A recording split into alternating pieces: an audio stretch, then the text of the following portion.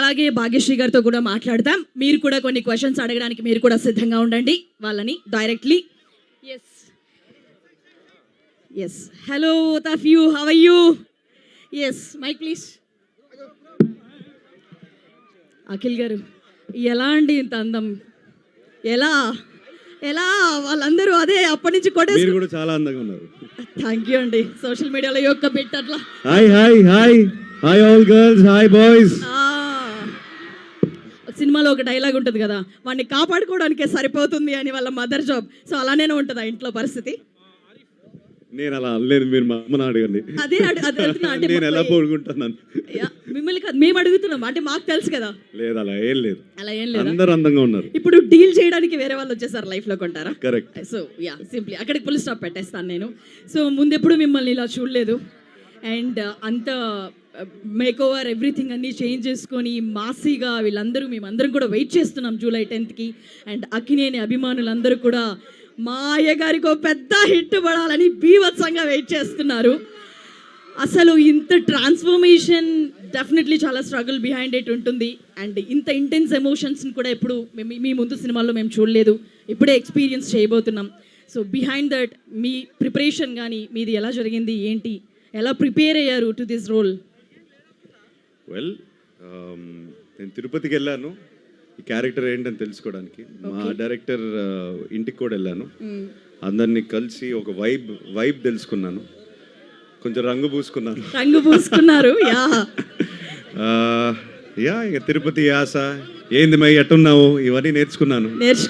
చాలా బాగా నేర్చుకున్నారు. అండ్ భాగ్యశ్రీ ఈ లాంగ్వేజ్ కాకపోయినా తను కూడా అంతే అద్భుతంగా చేశారు. ఇద్దరు కలిసి చాలా బాగా చేశారు.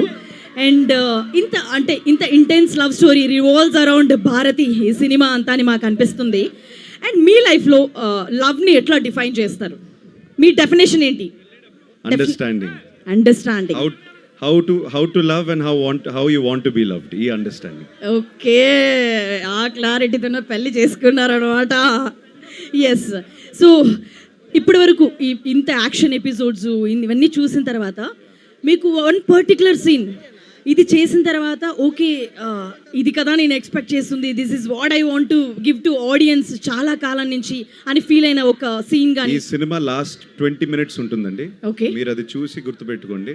That is the satisfaction I got. Okay, వస్తున్నాం కొడుతున్నాం అంతేనా? మా నాన్న అన్నారు, నేను లేదు, మేమందరం కూడా ఫిక్స్ అయిపోయాం ఇంకా నాగార్జున గారు చెప్పిన తర్వాత.